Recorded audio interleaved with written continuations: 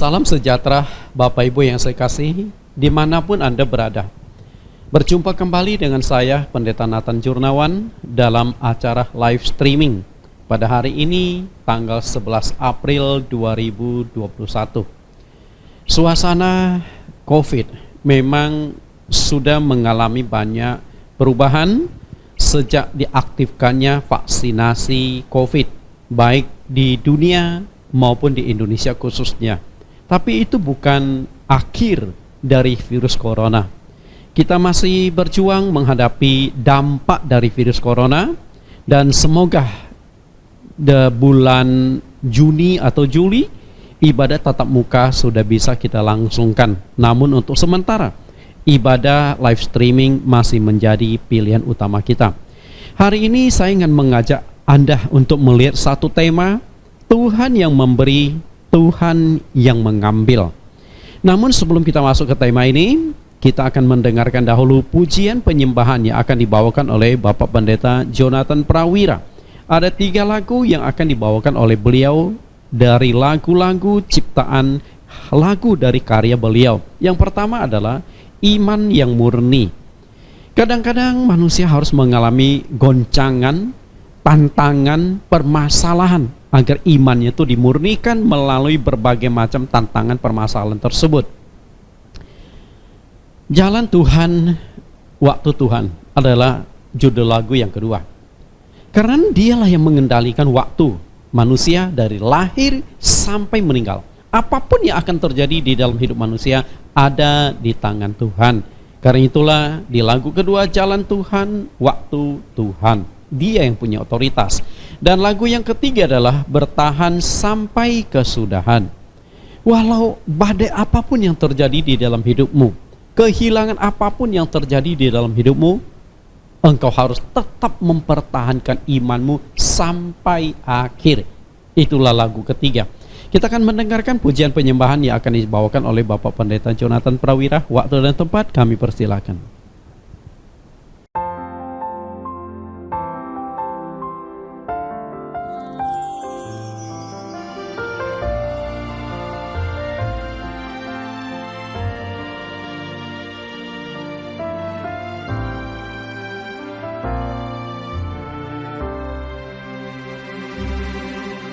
Sekalipun ku memiliki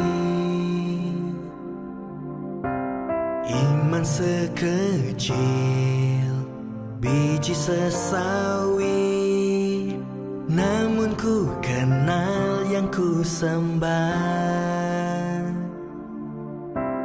Tuhan yang besar di atas segalanya. Percaya laut dapat menjadi jalan. Ku percaya badai pun dapat kau redakan. Ku percaya gunung pun dapat ku pindahkan. Dengan kuasa iman yang mengalahkan dunia.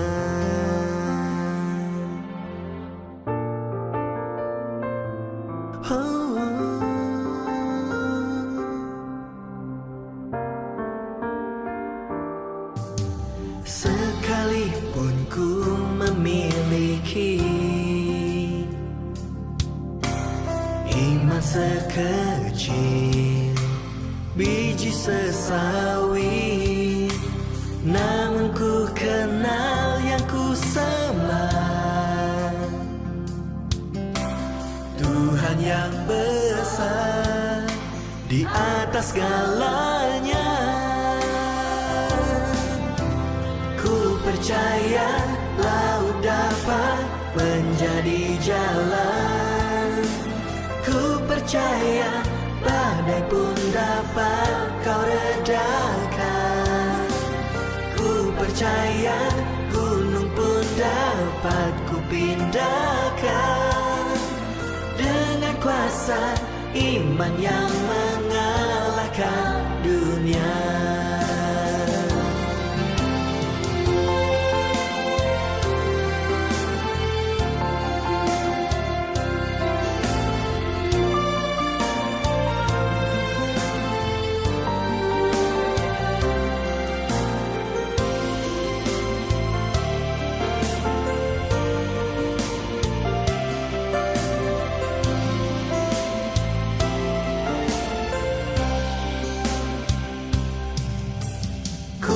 percaya laut dapat menjadi jalan.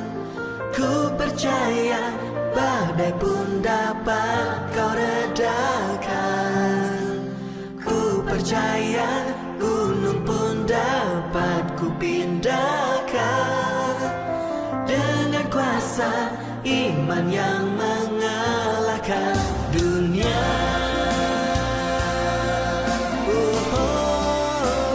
Aku percaya.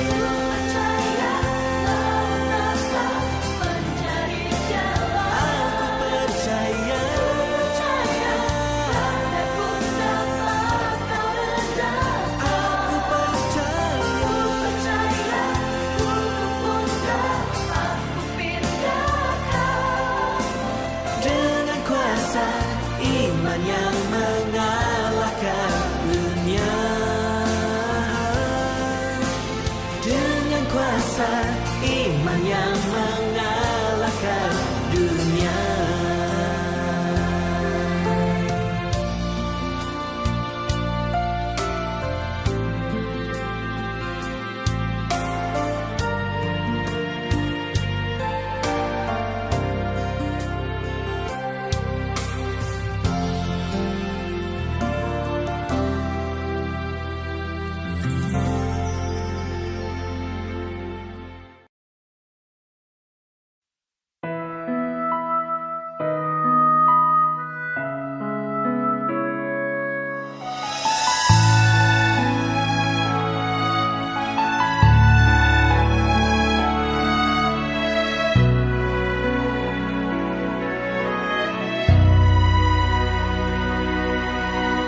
Kau yang paling mengerti tujuan di balik semua yang terjadi. Kau yang paling berkuasa untuk menggenapkan yang kau rencanakan. Ku percaya jalan Tuhan terbaik bagiku. Ku percaya waktu Tuhan terindah bagiku.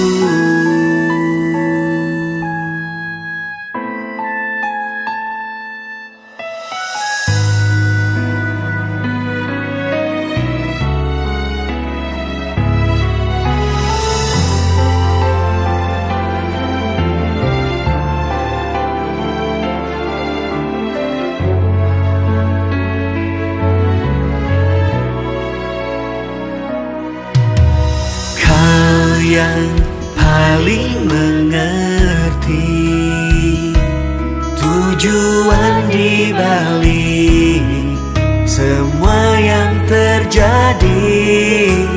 Kau yang paling berkuasa untuk menggenapkan yang kau rencanakan. Percaya jalan Tuhan terbaik bagiku. Ku percaya waktu Tuhan terindah bagiku.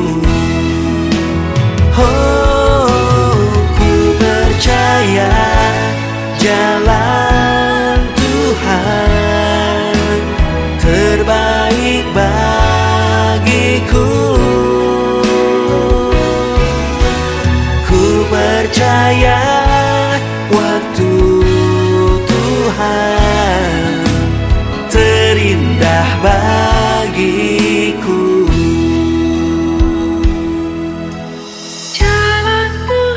Jalan Tuhan, waktu Tuhan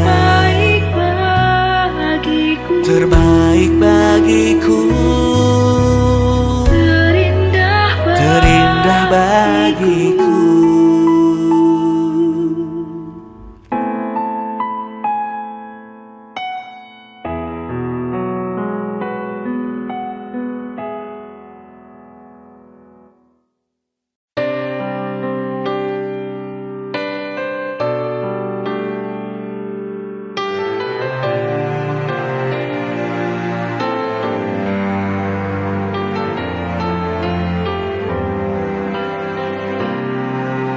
Setiap ku merasa lelah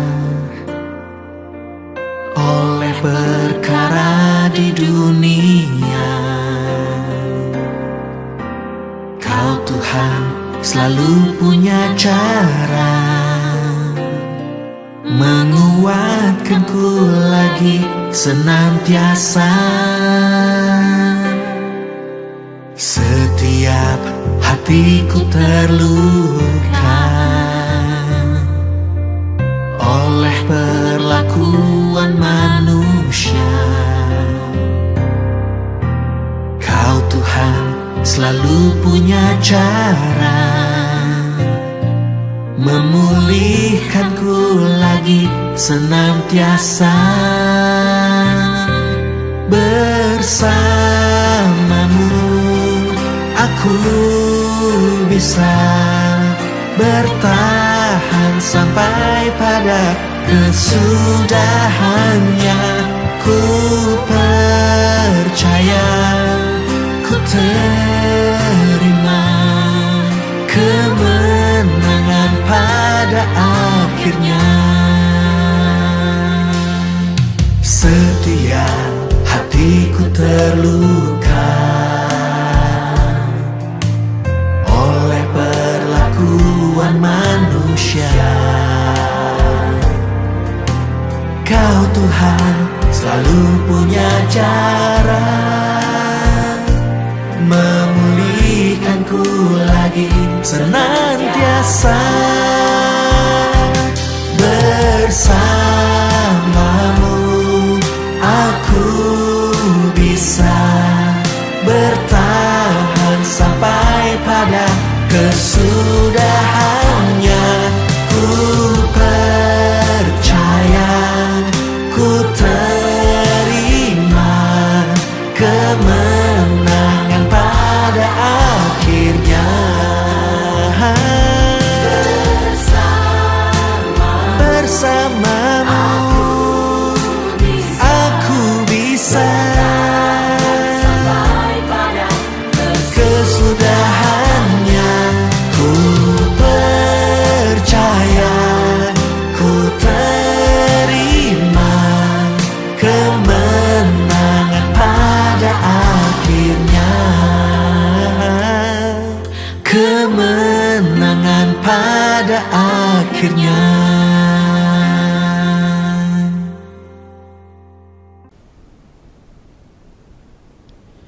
Bapak Ibu, kita sudah mendengarkan pujian penyembahan dan saya yakin Anda juga mengikuti pujian penyembahan ini di rumah masing-masing. Nah, saat ini kita akan membahas tema Tuhan yang memberi, Tuhan yang mengambil. Tapi sebelumnya kita akan berdoa terlebih dahulu. Saya akan memimpin dan Bapak berdoa dalam hati. Segala puji syukur, hormat dan kemuliaan hanya bagi Juru Selamat kami, Yesus Kristus. Terima kasih Engkau tetap menyertai kami, memimpin kami, sehingga pada hari ini kami tetap bisa beribadah kepada Engkau walaupun hanya melalui online. Kami percaya bahwa tidak ada sesuatu yang bisa memisahkan kami. Jarak bukan menjadi penghalang. Seperti halnya Engkau adalah Roh, tidak terbatas oleh ruang dan waktu. Demikianlah kami beribadah kepada Engkau juga tidak dibatasi oleh waktu, tidak dibatasi oleh ruang. Kami terpisah jarak antar kota, antar negara, tapi kami dipersatukan melalui ibadah live streaming pada saat ini. Kau pimpin kami, sertai kami dari awal hingga akhir. Demikian doa permohonan kami di dalam nama Tuhan Yesus Kristus. Amin. Bapak Ibu, seperti yang saya katakan tadi, tema kita hari ini memang agak unik. Tuhan yang memberi, Tuhan yang mengambil. Judul ini saya ambil dari perkataan yang mengandung makna filosofis yang sangat tinggi. Kata ini diucapkan oleh seorang yang memiliki tingkat iman yang tinggi pula. Orang itu bernama Nabi Ayub. Mungkin tidak asing lagi bagi Anda kalimat tersebut karena seringkali diucapkan oleh pendeta di atas mimbar, Tuhan yang memberi, Tuhan yang mengambil. Jika banyak filsuf hanya pintar bermain kata-kata, mereka pintar mengolah kata-kata, pintar membuat kalimat-kalimat yang memang kalimat yang mereka ucapkan itu penuh dengan makna, penuh dengan kreasi indah, penyesuaian kata-kata. Tetapi Nabi Ayub itu bukan hanya sebatas kepintarannya bermain kata-kata yang indah. Tuhan yang memberi, Tuhan yang mengambil. Ia juga mengalami secara langsung berdasarkan apa yang diucapkannya. Karena itulah kalimat ini adalah perkataan Ayub yang saya kutip dari kitab Ayub pasal 1 ayat yang ke-21. Bunyi lengkapnya demikian. Katanya, dengan telanjang aku keluar dari kandungan ibuku, dengan telanjang juga aku akan kembali ke dalamnya. Tuhan yang memberi, Tuhan yang mengambil. Terpujilah nama Tuhan. Nah, ini adalah pengalaman hidup yang dialami oleh Ayub. Jadi bukan hanya filosofi, bukan hanya kata-kata, kalimat indah, kalimat untuk memotivasi seorang, bukan. Tapi benar-benar ia alami. Apa yang diucapkan Ayub ini mengindikasikan bahwa dia sangat-sangat sadar bahwa apapun yang dimilikinya di dalam hidupnya itu adalah titipan Tuhan. Itu perlu kita catat, titipan Tuhan. Ketika seseorang tidak bisa menerima fakta yang terjadi di dalam kehidupannya, mengalami kehilangan, kehilangan ini bisa harta benda, bisa jabatan, bisa pasangan hidup, bisa keturunan dan sebagainya. Apapun bisa hilang di dalam hidup ini. Dan bagaimana reaksi manusia ketika mengalami kehilangan?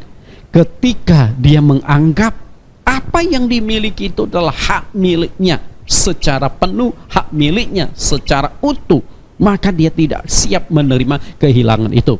Tapi ketika dia menyadari bahwa apapun yang dimilikinya itu adalah titipan Tuhan, maka dia siap kehilangan. Walaupun pada saat kehilangan itu dia sempat mengalami goncangan, tapi setelah goncangan lewat, dia bisa menerima kenyataan tersebut.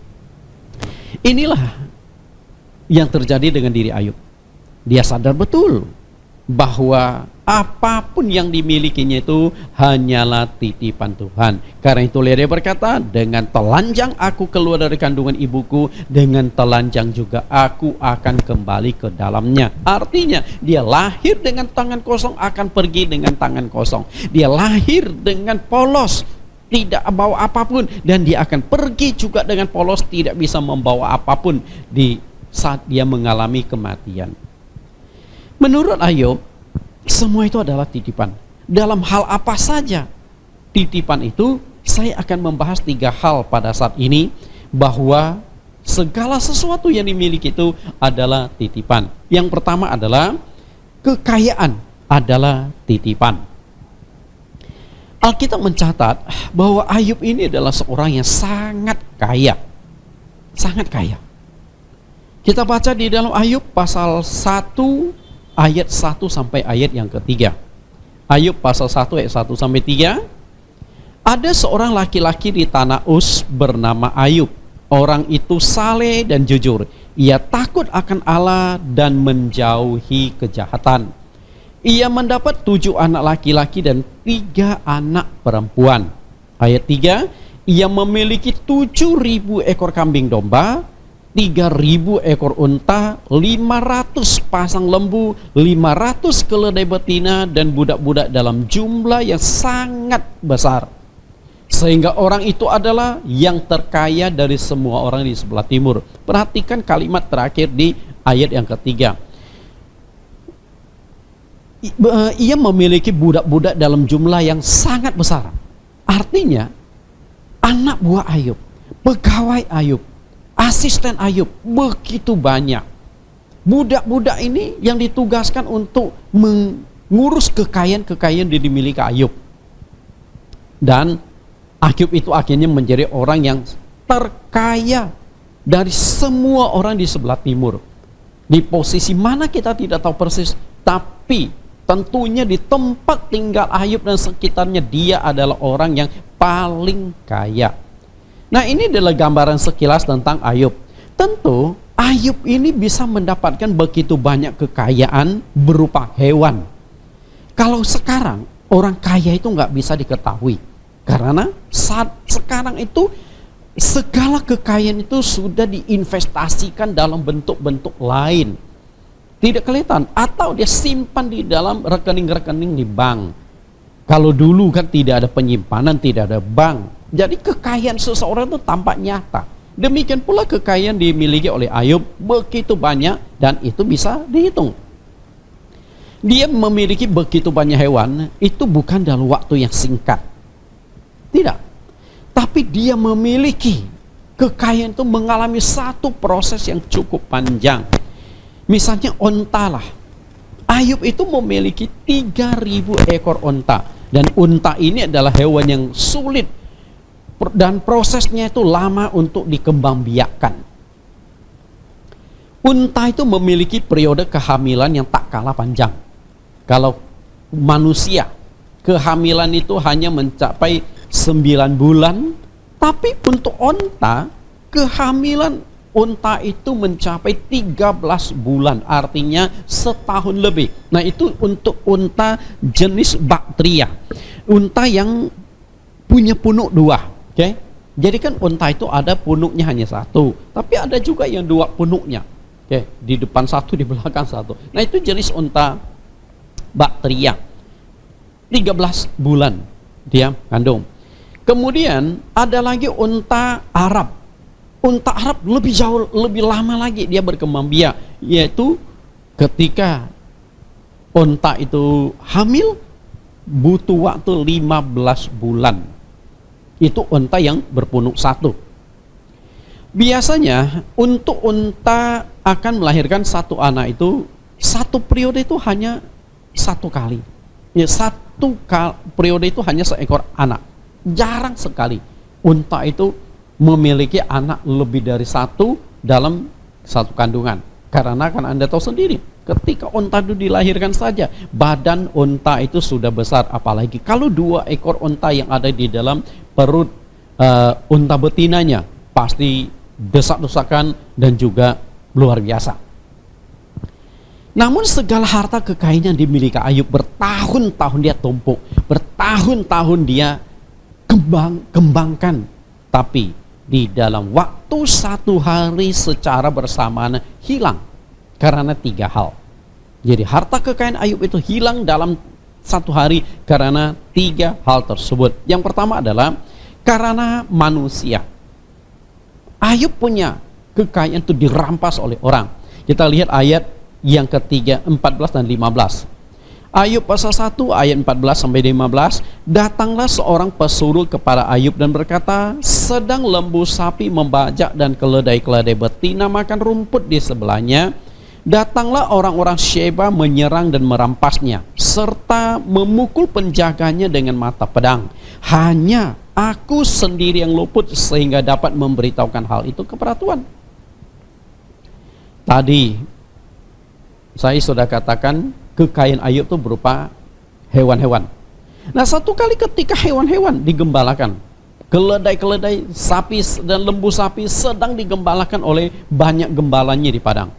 Tiba-tiba datang orang-orang Sheba merampas harta kekayaan Ayub, dan gembala-gembalanya itu dibunuh semuanya. Hanya ada 1 yang berhasil lolos sehingga dia bisa melaporkan kepada Ayub. Ini yang terjadi pada diri Ayub. Nah, setelah melalui manusia, ini adalah satu kondisi yang sulit sekali dihindari. Kadang-kadang engkau juga bisa mengalami kerugian itu karena faktor manusia. Kekayaanmu habis karena dirampas oleh orang lain, ditipu, dicuri orang-orang lain, atau oleh orang-orang yang engkau percayai. Satu kali saya tugas pelayanan di satu kota, cukup lama, sekitar 4 tahun di kota itu. Mungkin tidak elok kalau saya sebutkan kotanya. Nah, di sana saya punya seorang jemaat. Dia ada 2 bersaudara. Papanya sudah meninggal. Nah, mamanya itu mendapatkan warisan cukup besar dari papanya. Itu kekayaannya cukup besar sehingga punya pabrik. Nah, mamanya itu hanya punya 2 orang anak ini. Yang besar, dan jemaat saya itu anaknya yang kedua. Mereka berdua bersaudara ini. Nah, cuman kokoh dari jemaat saya ini IQ-nya agak kurang. Sehingga ketika dia bisnis seringkali kacau, seringkali modal usaha yang diberikan itu habis, bangkrut, dan seringkali ditipu oleh orang. Nah, mamanya yang melihat kondisi demikian ini akhirnya mengatur strategi. Semua harta kekayaan itu di atas namakan anaknya yang pertama ini. Sedangkan anaknya yang kedua tidak diberikan kekayaan, tapi diberikan kepercayaan untuk mengendalikan semua pabrik-pabrik, semua aset yang atas nama kokonya ini. Nah, adiknya juga berpikir, ya sudahlah, ini juga koko saya sendiri kok, nggak apa-apa. Nah, mamanya memang sempat berjanji suatu saat nanti baru dibagi 2. Karena jika saat ini dibagikan, dia juga khawatir nanti anaknya yang bungsu ini nanti ketika dia menjalankan bisnis, kokonya nggak dapat bagian. Jadi kokonya itu yang memegang aset, adiknya itu yang mengendalikan aset, mengoperasionalkan aset, termasuk pabrik-pabriknya. Ya udah, setiap bulan kakaknya ini, kokonya ini mendapatkan setoran sekian puluh juta untuk biaya hidupnya. Tapi apa yang terjadi? Suatu ketika kokonya itu meninggal secara mendadak. Nah, apa yang terjadi setelah kokonya meninggal? Semua harta kekayaan yang dimiliki ini akhirnya jatuh dong ke tangan menantunya perempuan. Otomatis kan? Ini kan mereka suami istri. Nah, memang menantu perempuannya itu juga pintar membujuk mertuanya. Sebenarnya ide agar harta kekayaan itu atas nama kokonya ini adalah ide dari menantu perempuannya. Tapi karena dia melihat menantu perempuannya juga baik, tapi apa yang terjadi? Setelah anak pertama meninggal, menantu perempuannya itu berubah. Setelah itu dia bersikap kasar kepada mertuanya, dan ujung-ujungnya konflik besar antara mertua dengan menantu. Sampai mertua akhirnya diusir dari rumah. Karena awalnya mertuanya ini tinggal satu rumah dengan dia. Nah, sekarang menjadi persoalan. Kekayaan yang begitu banyak dimiliki ini jatuh ke tangan menantu.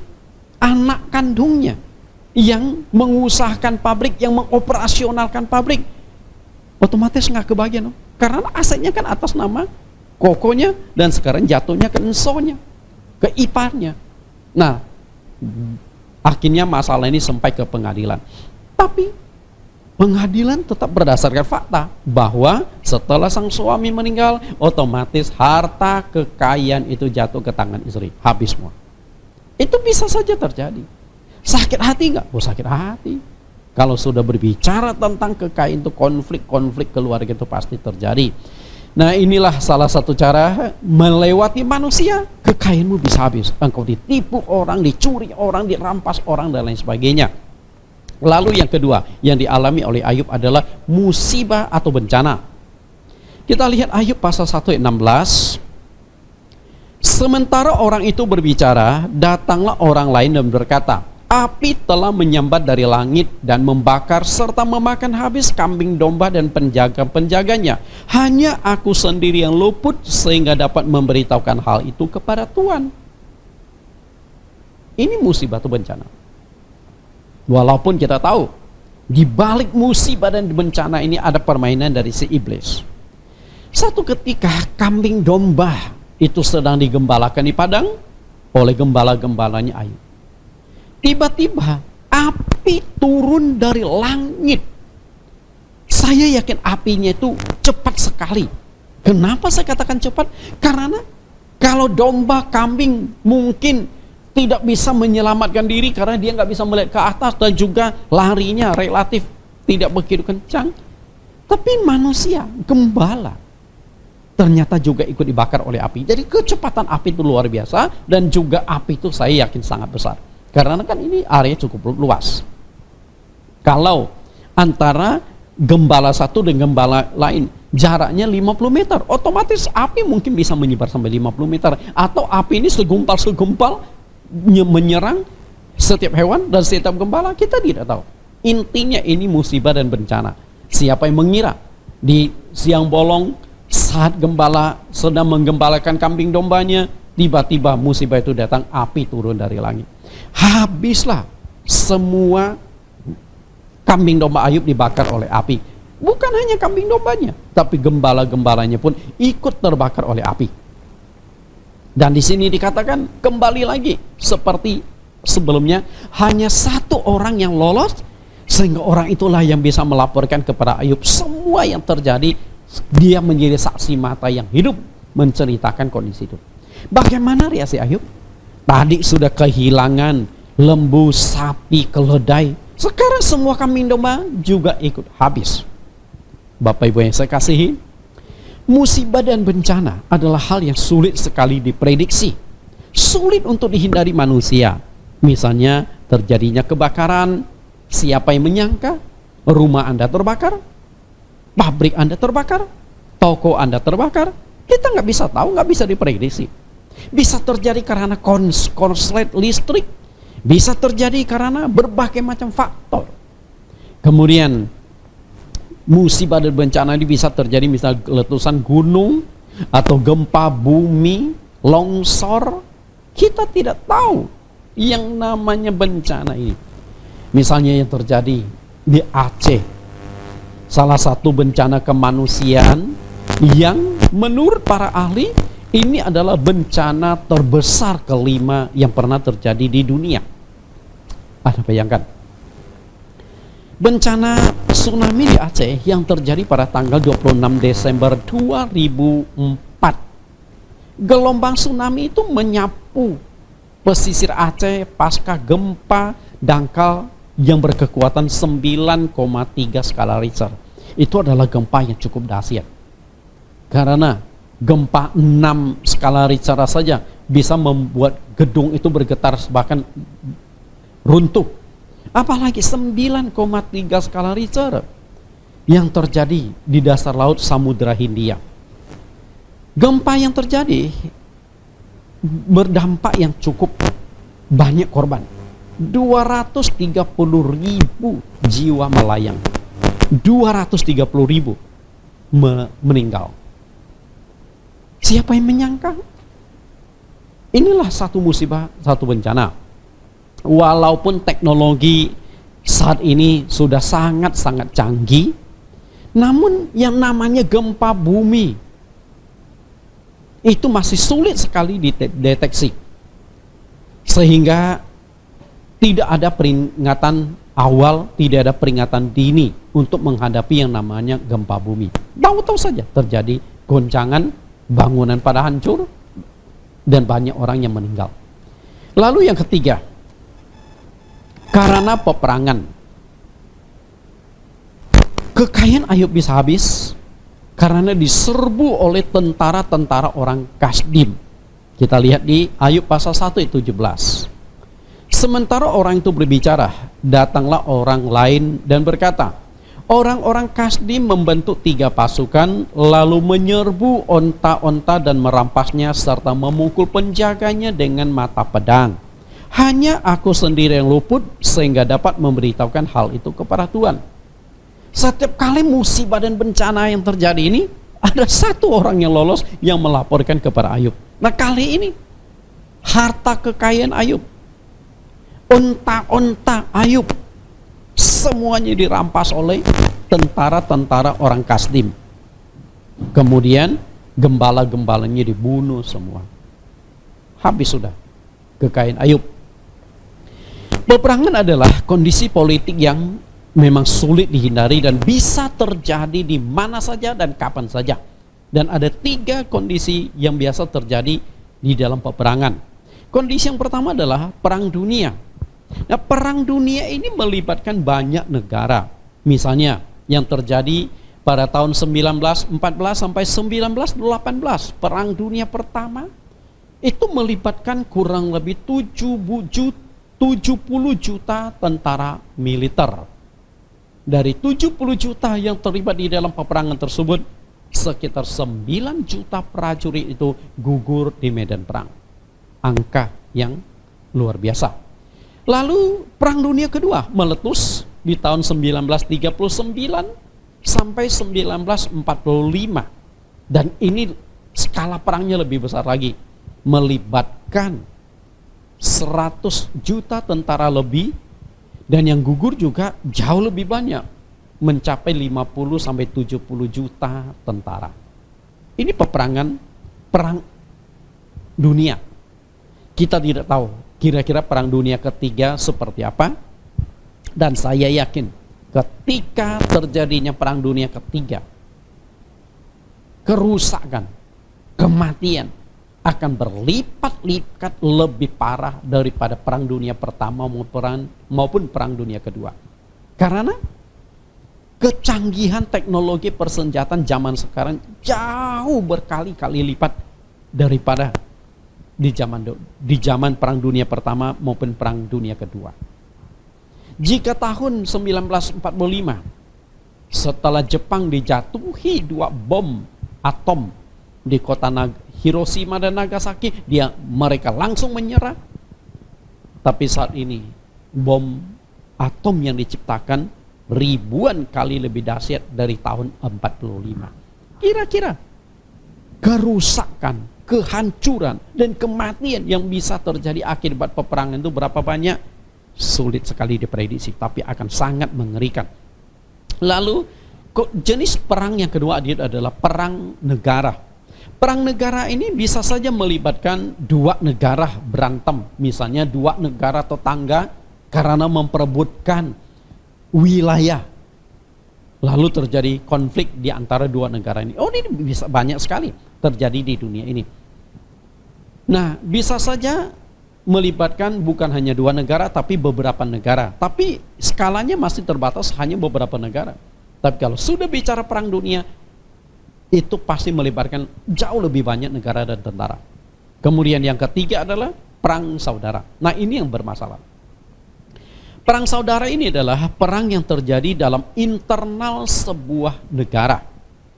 Mungkin di dalam negara ini karena masalah politik, sehingga terjadi 2 kubu, 3 kubu, dan seterusnya, dan mereka saling berperang. Di antara yang bisa dikategorikan sebagai perang bersaudara itu adalah kerusuhan. Terjadinya kerusuhan antara kelompok ini dengan kelompok itu, suku ini dengan suku itu. Dan di Indonesia sudah terjadi kerusuhan beberapa kali yang memakan korban dan harta kekayaan yang tidak sedikit, khususnya menimpa kelompok-kelompok minoritas, sehingga ada semacam traumatis yang terjadi dari kelompok-kelompok minoritas itu. Bapak Ibu yang saya kasihi, nah itulah 3 gambaran Ayub mengalami kehilangan dari semua kekayaan. Tapi setelah dia mengalami semua itu, apa yang dikatakan oleh Ayub? Dengan kesadaran penuh, Ayub berkata, dengan telanjang aku keluar dari kandungan ibuku, dan dengan telanjang juga aku akan kembali ke dalamnya. Itulah kalimat filosofi yang begitu bermakna dan begitu dalam yang diucapkan oleh Ayub. Dan tidak bisa dipungkiri fakta atau kebenaran dari ucapan Ayub ini. Dengan telanjang dia keluar dari kandungan ibunya. Demikian pula hari ini. Siapa di antara Bapak Ibu yang saat ini mendengarkan khotbah hari ini yang waktu lahir sudah memakai baju? Ada? Begitu lahir sudah pakai baju? Belum pernah ada, betul nggak? Dan jika pun terjadi, saya percaya ini orang itu pasti masuk Museum Rekor Indonesia untuk Indonesia atau Guinness Book, museum yang menampung berbagai macam hal-hal aneh dan unik di dunia. Tapi belum pernah ada catatan seperti itu. Nah, atau waktu dilahirkan, orang itu sudah mengenakan sebuah kalung emas di lehernya. Dan uniknya, Di kalung emas ini ada sedikit tulisan, modal awal. Apakah pernah terjadi demikian? Tidak pernah. Artinya, kita waktu dilahirkan memang polos dalam keadaan kondisi kosong, dalam kondisi keadaan telanjang. Lalu kita mulai hidup, sampai akhirnya kita bekerja mendapatkan banyak kekayaan. Ingat, kekayaan yang berhasil Anda kumpulkan, yang berhasil Anda dapatkan, walaupun secara legalitas hukum negara dicatatkan itu adalah kekayaan milikmu. Misalnya Anda punya tanah, gedung, pasti tanah gedung atas nama Anda, sertifikatnya Anda. Orang lain gak bisa merampas. Tapi saya ingin katakan, itu juga tetap titipan. Karena ketika engkau meninggal, apakah engkau bisa membawanya? Tidak bisa. Maka meninggal, kita tinggalkan juga. Maka kata Ayub, dengan telanjang juga aku akan kembali ke dalamnya. Artinya datang dengan kosong akan kembali juga dengan kosong. Nah, senada dengan Ayub, Rasul Paulus juga pernah tegaskan bahwa kekayaan itu adalah titipan Allah. Lahir dengan tangan, dengan telanjang, dan kita nggak bawa apapun. 1 Timotius 6 ayat 6 sampai 8. 1 Timotius pasal 6 ayat 6 sampai 8. Sebab kita tidak membawa sesuatu apapun ke dalam dunia, dan kita pun tidak dapat membawa apa-apa keluar. Mirip sekali dengan perkataan dari Ayub. Saya tidak tahu apakah Paulus mengucapkan kalimat ini, dia terinspirasi dari ucapan Ayub tadi. Tapi setidaknya mereka berdua, kedua tokoh besar di Alkitab ini, memiliki pandangan yang sama. Dan itu bukan hanya pandangan tokoh Alkitab, ini pandangan umum. Semua orang, semua manusia, dan juga semua filsuf pasti mengakui fakta kebenaran ini. Lahir dengan kosong, kembali juga akan dengan kosong. Lalu ayat 6, asal ada makanan dan pakaian cukuplah. Kalau Paulus lebih ekstrim lagi, enggak usah ngejar kekayaan mati-matian. Cukup Anda bisa makan, cukup Anda bisa pakai. Karena engkau mati-matian bekerja sampai lupa kesehatan, sampai lupa segala-galanya. Toh setelah meninggal, engkau juga nggak bisa bawa pergi. Maksud Paulus adalah Anda bisa nikmati hidup, itu yang paling penting.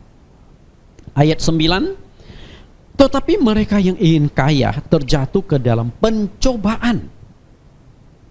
Kenapa ketika mengejar kekayaan bisa jatuh ke dalam pencobaan? Karena seringkali iblis akan menawarkan kekayaan itu untuk menjatuhkan Anda. Anda tergoda, Anda korupsi, Anda menipu, dan lain sebagainya. Ke dalam jerat dan ke dalam berbagai-bagai nafsu yang hampa dan yang mencelakakan, yang menenggelamkan manusia ke dalam keruntuhan dan kebinasaan. Ketika kekayaan itu di mata engkau bisa engkau kuasai menjadi hak milik, maka engkau akan mati-matian mengejar kekayaan tersebut. Tapi kalau engkau sadar bahwa kekayaan itu hanya titipan, titipan kok setiap saat bisa hilang kok, ngapain kita mati-matian bekerja, mati-matian mengejar untuk kita kuasai.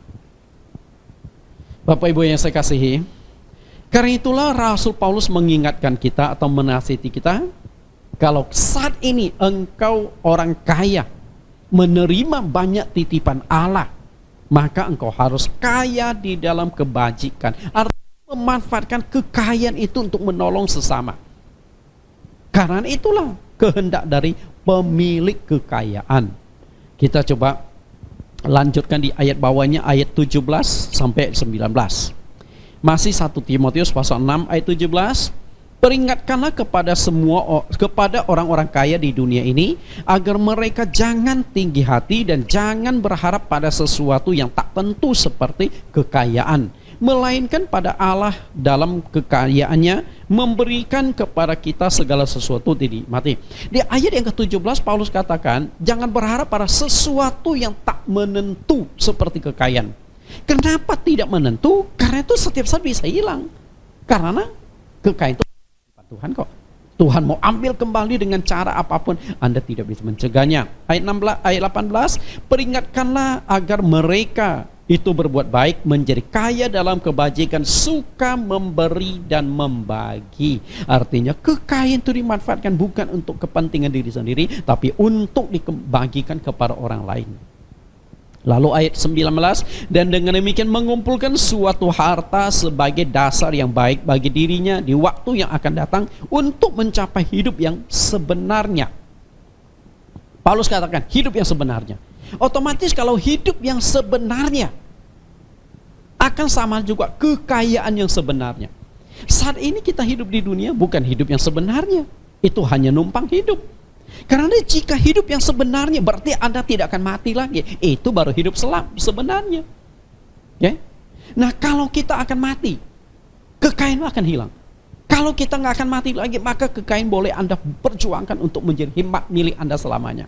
Karena itu manfaatkan kekayaan itu untuk dapatkan upah di sorga. Setelah engkau meninggalkan dunia, kekayaan yang sudah engkau miliki begitu banyak tersedia di sorga, Anda bisa nikmati selamanya. Itu menjadi hak milik Anda selamanya yang tidak akan hilang. Tuhan Yesus berkata, kalau engkau menyimpan kekayaan di bumi, karat dan ngengat dan pencuri akan menguasai, akan merampasnya. Tapi kalau engkau simpan di sorga, aman dan engkau bisa menikmati semua itu. Saya sudah jelaskan bahwa kekayaan itu adalah titipan. Lalu yang kedua, nyawa adalah titipan Tuhan. Nyawa. Banyak orang rela kehilangan kekayaan, yang penting tidak kehilangan nyawa. Ketika dia sakit, dia berani korbankan waktu begitu, mengorbankan begitu banyak uang agar dia bisa selamat dari kematian.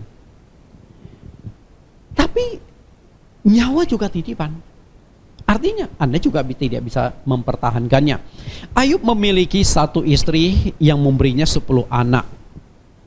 Yang kita sudah baca di pasal 1 ayat 2. 7 laki-laki dan 3 wanita. Dan anak-anak Ayub itu sudah dewasa semua. Kita coba lihat di ayat yang keempat. Ayat 1 ayat 4. Anak-anaknya yang lelaki biasa mengadakan pesta di rumah mereka masing-masing menurut giliran. Dan ketiga saudara perempuan mereka diundang untuk makan dan minum sama-sama dengan mereka. Karena bapaknya kaya. Anak-anak laki-laki Ayub 7 orang. Akhirnya mereka sering kali adakan pesta, kumpulkan teman-teman. Dan juga ketiga saudara perempuannya diundang untuk makan bersama-sama, bersukaria dan sebagainya. Nah artinya anak-anak Ayub secara usia itu sudah dewasa-dewasa semua. Namun anak-anak Ayub itu hilang. Anak Ayub itu mati dalam sekejap, dalam satu hari karena musibah. Kita lihat Ayub 1 ayat 18-19.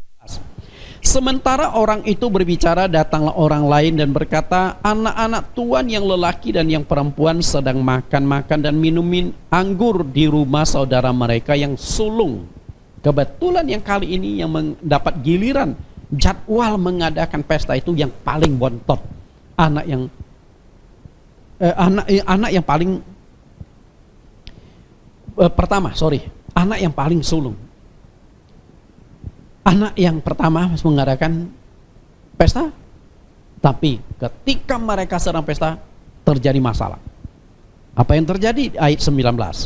Maka tiba-tiba angin ribut bertiup dari seberang padang gurun. Rumah itu dilandanya pada keempat penjurunya dan roboh menimpa orang-orang muda itu sehingga mereka mati.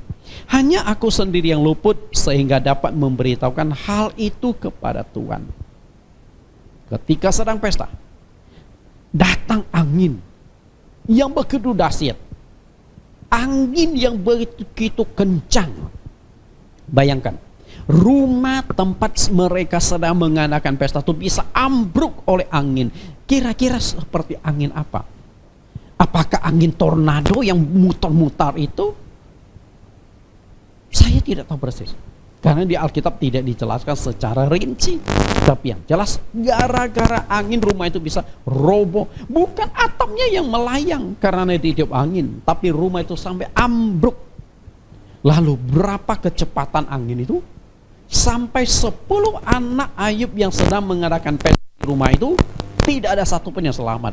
Artinya tidak bisa menyelamatkan diri.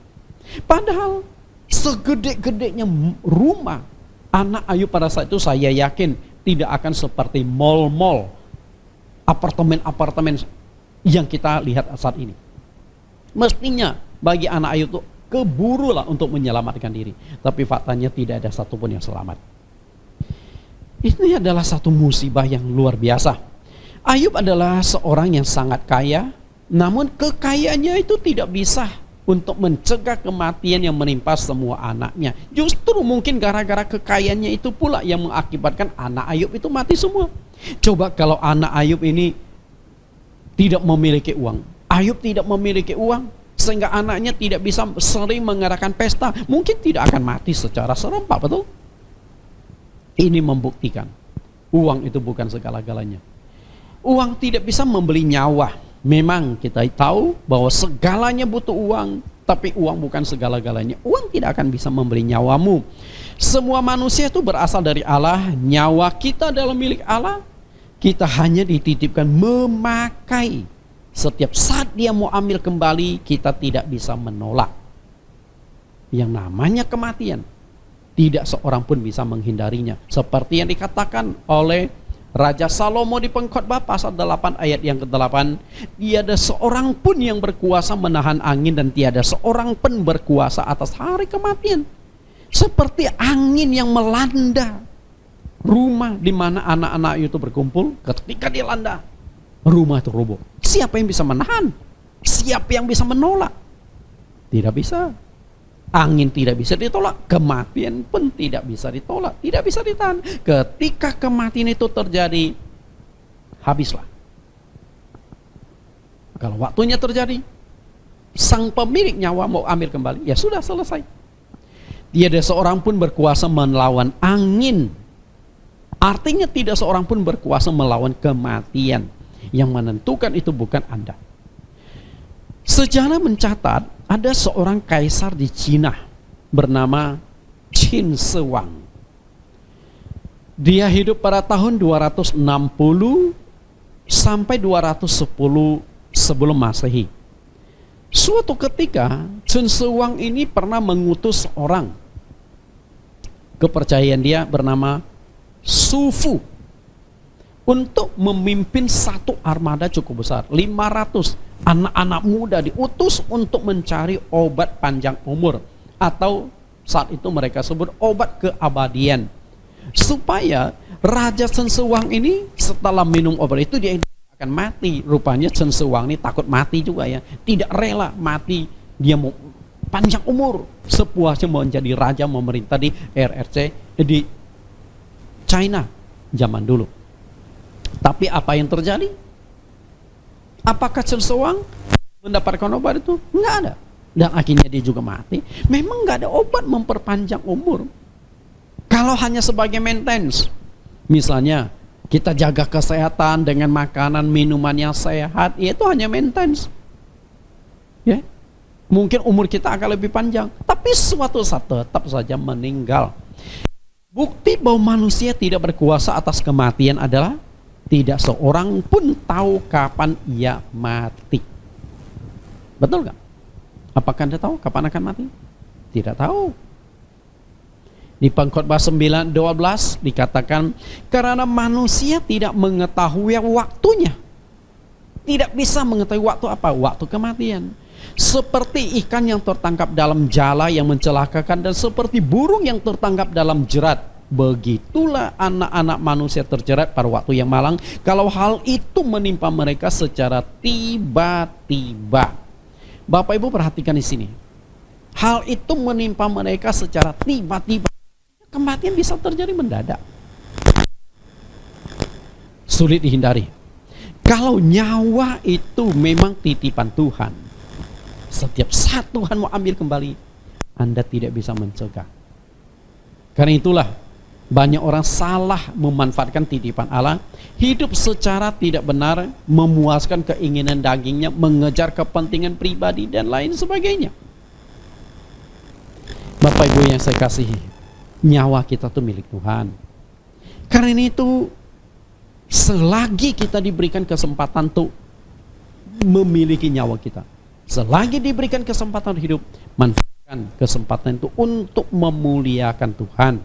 Lalu yang ketiga atau yang terakhir, Kesehatan adalah titipan Tuhan. Tadi saya berbicara tentang nyawa. Nah, saat ini kita bicara tentang kesehatan. Sebelum mengalami pencobaan, Ayub sangat bahagia hidupnya. Secara ekonomi dia sukses, punya istri yang cantik, dikaruniakan 10 anak yang sudah besar-besar. Tapi yang paling penting itu adalah badannya sehat. Namun ketika ia mengalami pencobaan, semua kekayaannya habis, semua anaknya mati, tidak ada satupun yang tersisa. Lalu ia sendiri mengalami sakit penyakit. Penyakit yang dialami oleh Ayub ini sangat-sangat berat.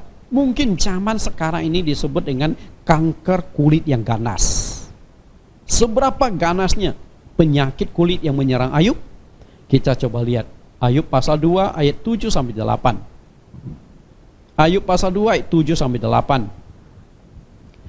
Kemudian iblis pergi dari hadapan Ayub, dari hadapan Tuhan, lalu ditimpanya Ayub dengan barah yang sangat busuk dari telapak kaki sampai ke batu kepalanya.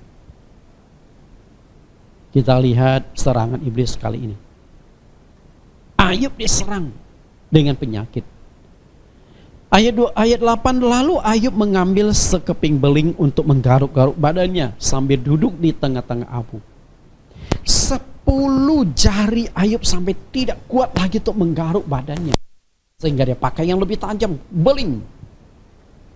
Jadi kerjaan Ayub tuh hanya bisa makan, minum, setelah itu garuk badannya yang gatalnya minta ampun. Bukan hanya gatal, tapi itu pasti berair, bernanah, bau sekali. Sungguh luar biasa.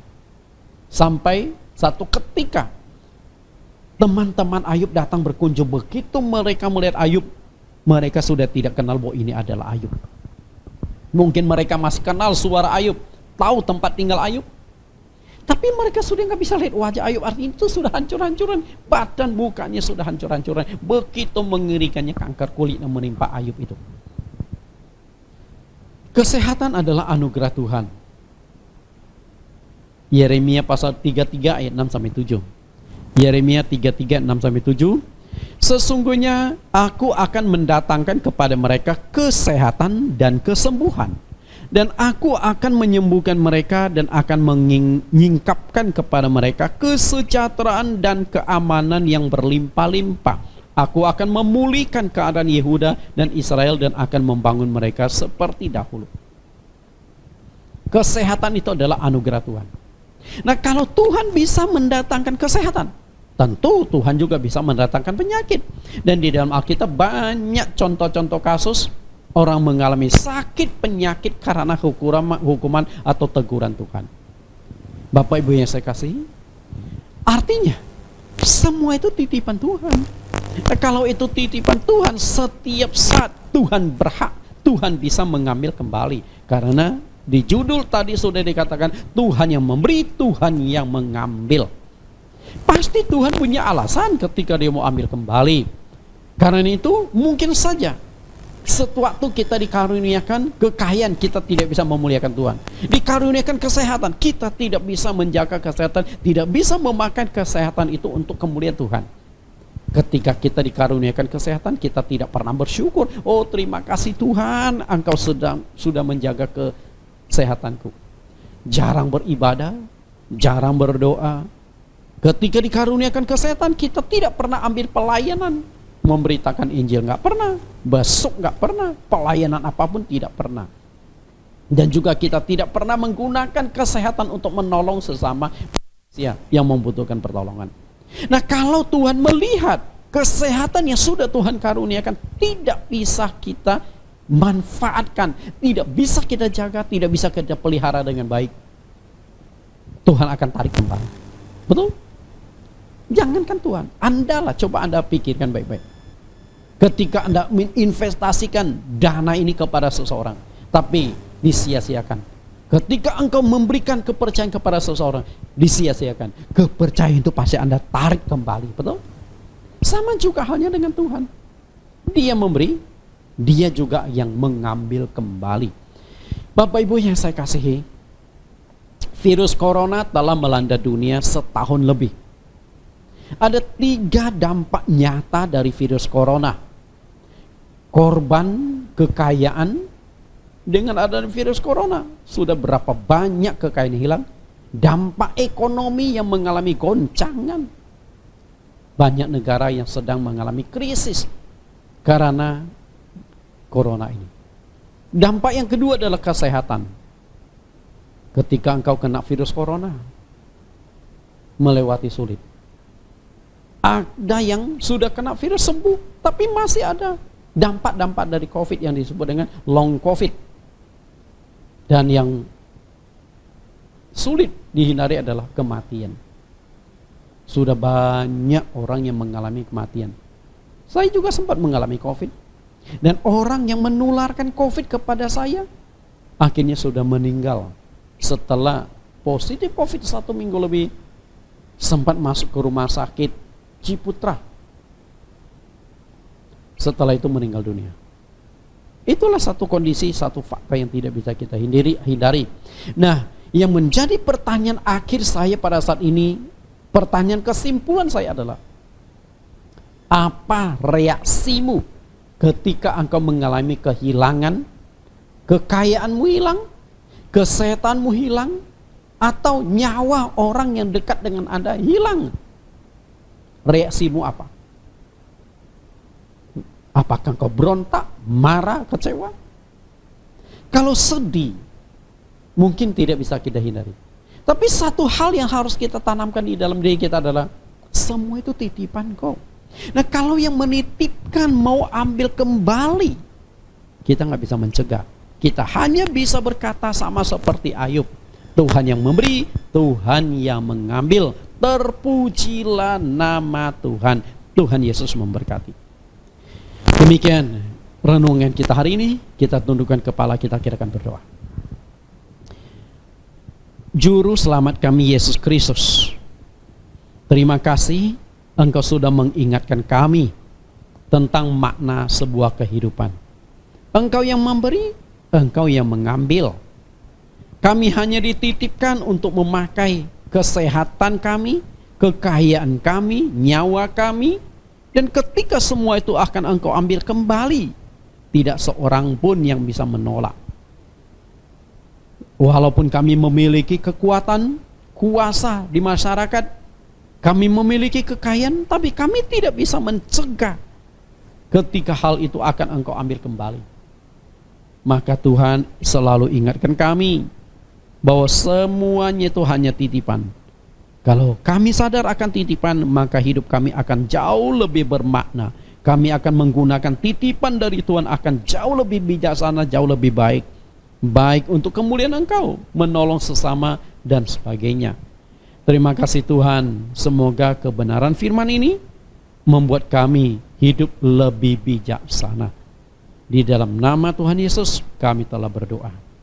Amin.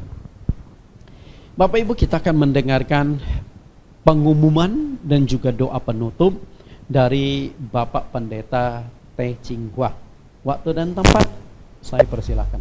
Shalom, saya akan menyampaikan beberapa pengumuman dan pokok-pokok doa. Sebelumnya saya mewakili pengurus dan seluruh jemaat mengucapkan terima kasih kepada Pendeta Nathan yang sudah melayani firman Tuhan hari ini. Tuhan Yesus memberkati Pak. Pengumuman 1. Salam kepada seluruh jemaat dan simpatisan CMC GCC dimanapun Anda berada. Bersyukur bahwa sampai saat ini kita masih dipelihara Tuhan, walaupun dunia masih dilanda COVID-19 yang berdampak secara langsung terhadap ekonomi, kesehatan, dan ruang gerak kita. 2.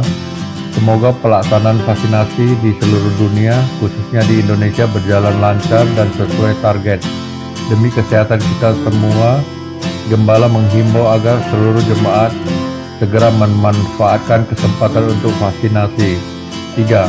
Sebelum situasi dan kondisi benar-benar aman dan terkendali, ibadah live streaming dan pengajaran lewat Zoom tetap menjadi pilihan utama. 4. Kemungkinan bulan Juli ibadah tatap muka baru bisa dijalankan. Karena itu diharapkan seluruh jemaat dan simpatisan tetap setia beribadah via live streaming yang ditayangkan setiap minggu jam 10. Mari kita bersatu dalam doa. Bapa kami yang di surga, kami mengucap syukur ibadah hari ini sudah selesai melalui live streaming. Berkati hamba-Mu Pendeta Nathan yang sudah melayani firman Tuhan. Kami berdoa untuk keamanan dan kedamaian Indonesia, para pejabat negara dari presiden, wakilnya, menteri, sampai RT RW juga bisa menjalankan amanat mereka untuk pelaksanaan vaksinasi yang sedang dijalankan di Indonesia supaya semua berjalan lancar. Kami juga berdoa untuk pembelian gedung ibadah. Kita tetap imani suatu saat Tuhan sediakan. Musibah dan bencana alam di Nusa Tenggara Timur, kiranya Tuhan selamatkan mereka juga dari bencana. Kami berdoa untuk jemaat yang sakit, Bapak Bong Jijung, Ayah Pendeta Nathan yang stroke, Bapak Ameng dari kesembuhannya dari asam lambung, Ibu Nagawati selalu sehat dan rencana jual rumah di Bogor bisa terjual dan cucunya Vida sakit COVID bisa disembuhkan. Bapak Pendeta Abraham Stefanus, rawat jalan dan cuci darah.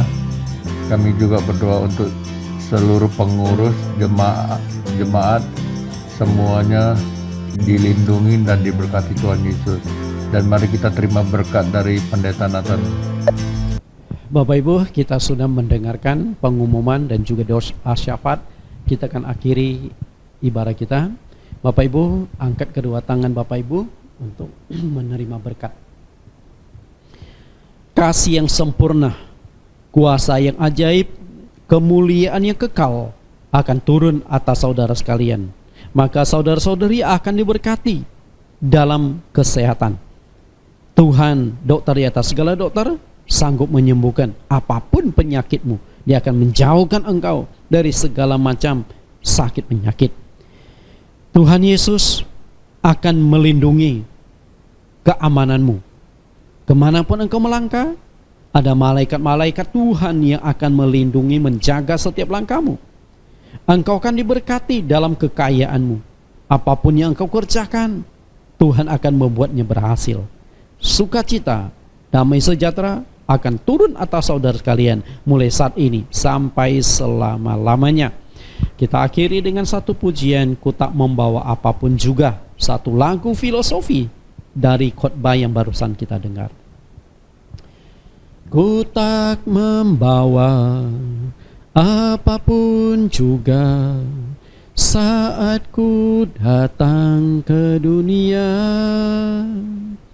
Ku tinggal semua pada akhirnya saat ku kembali ke surga. Inilah yang ku punya, hati sebagai hamba yang mau taat dan setia padamu Bapa.